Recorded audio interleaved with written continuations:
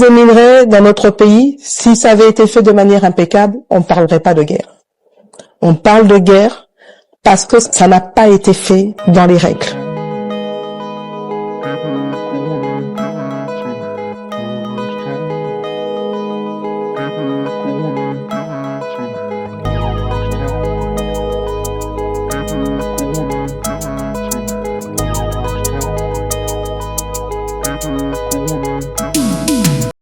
On ne peut plus continuer cette forme d'hypocrisie de voir un pays voisin qui monte en puissance en exportation des minerais qu'il n'a pas dans son sous-sol, minerais qui se retrouvent venant de chez nous.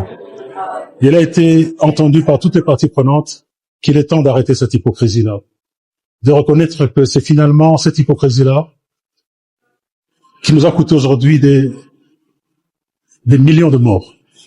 Ça, c'est une chose. Une deuxième chose qui a été bien entendue, c'est que l'effort de traçabilité, de transparence, nous devons conjuguer tous nos efforts ensemble pour y arriver. Il y a déjà les standards OCDE, il y a les standards CRGL, il y a les STI aussi qui nous assistent, mais nous devons davantage faire des efforts pour que le minerai soit tracé à partir du site minier où il a été extrait jusqu'à sa commercialisation, pour qu'il n'y ait pas de minerai de sang.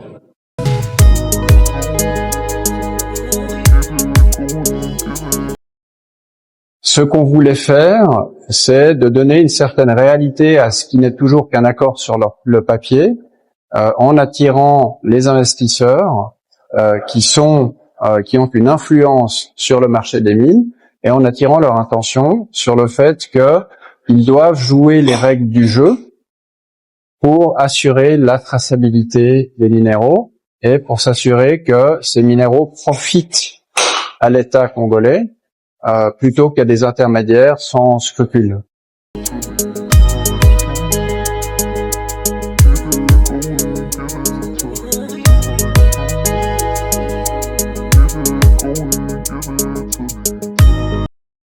Nous avons pu constater que le pays et particulièrement les populations aujourd'hui ne bénéficient pas suffisamment de ces minerais qui vous permettent aujourd'hui de communiquer à tous.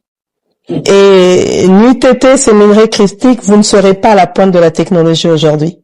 Et donc ce que nous voulons aujourd'hui, c'est de dire comment faire en sorte qu'on ait une chaîne d'approvisionnement des minerais critiques transparente et qui permet d'assurer un développement équitable dans le cadre d'un partenariat gagnant-gagnant.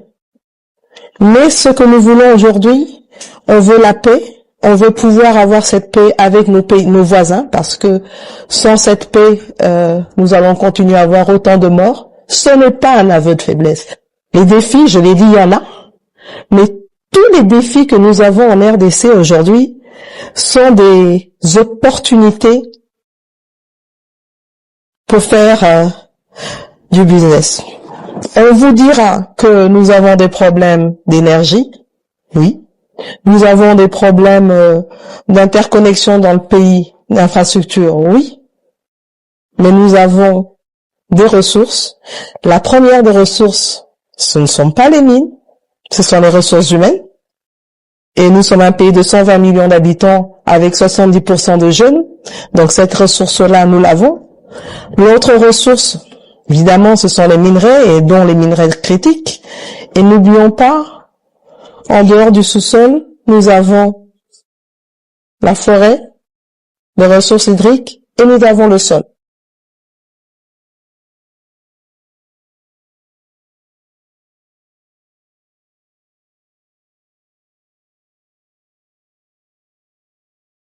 Je pense qu'on est capable d'essayer d'apporter une réponse très spécifique, très concrète sur les vrais challenges de cette mise en œuvre de ce plan de paix et de formalisation et de traçabilité du secteur minier. Donc je pense que on a un grand travail devant nous, mais le fait que la première ministre soit venue avec ses deux principaux ministres a vraiment créé un moment d'enthousiasme.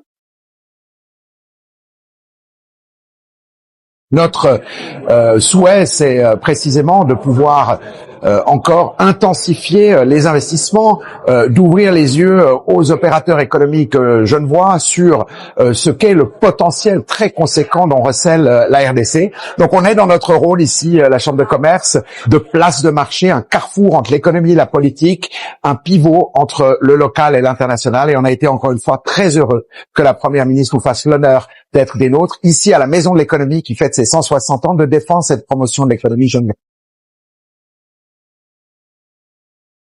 Nous avons fait de la question de la traçabilité une question cruciale parce que justement les mines sont considérées comme la principale raison de la guerre dans l'Est.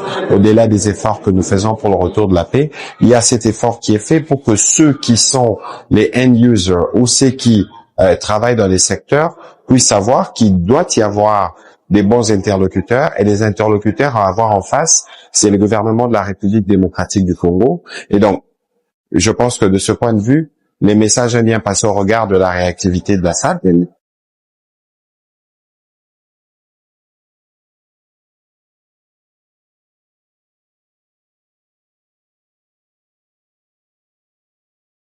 On s'est échangé la situation à l'est du Congo, de la RDC évidemment, des défis actuels, mais aussi on a discuté le programme, la présence de la Suisse en RDC, tous les pistes d'engagement qu'on a pu développer avec ce pays. La Suisse a été très très active depuis longtemps dans cet espace humanitaire. Donc on était, je rappelle, je pense le seul pays qui a maintenu une présence à Bukavu pendant cette période difficile. Et on va certainement continuer à investir dans le domaine humanitaire pour soulager, en fait, pour soutenir la population congolaise.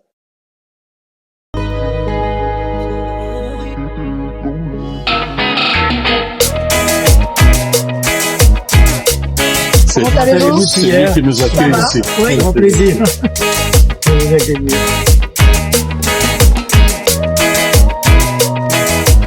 Si on veut développer le pays, nous avons besoin d'un certain nombre de technicités. Et donc la question maintenant pour nous est de voir comment, dans ce processus de développement, on peut avoir des partenariats avec les entrepreneurs. Mais il y a aussi beaucoup d'opportunités, comme je viens de le dire, et on est là pour voir comment, dans le cadre de ces opportunités, on va pouvoir évoluer.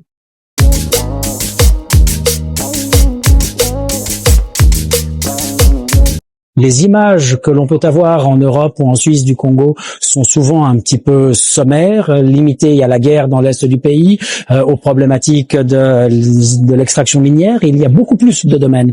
Un intérêt pour les entreprises suisses et les investisseurs qui sont déjà présents de développer leurs investissements en RDC et certainement d'amener d'autres nouveaux investisseurs à investir dans le pays.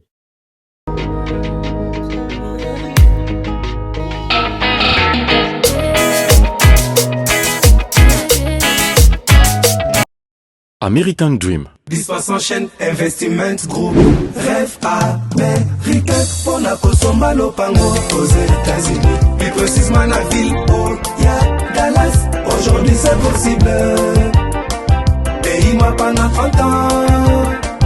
Ne vous trompez pas l'adresse. Dispassant chaîne Investment Group. Voulez-vous acquérir une maison aux États-Unis? L'agence immobilière Dispensation Investment Group d'Elite Global, basée à Dallas, vous en donne l'opportunité. Il vous suffit de verser un acompte pour acquérir une propriété que vous payerez progressivement pendant 30 ans. Oui, vous avez bien entendu, pendant 30 ans. Contactez-nous au +1 737 420 84 24, au +1 469 720 60 93 ou au +1 737 548 51.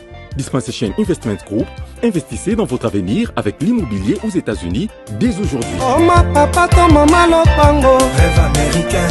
Venez nous contacter. Rêve américain. Tapez sur Google. Dispensation Investment Group. Na moke na komi baye. Lopango elenge. Ozala baye elengi tout. Héritage à ban. Rêve américain. Pour la Kosomba Lopango aux États-Unis. Plus précisément la ville où y a Dallas. Aujourd'hui c'est possible. Pays m'a pendant 30 ans. Ne vous trompez pas l'adresse. Dispassant chaîne Investment. Lotaka Music Band International.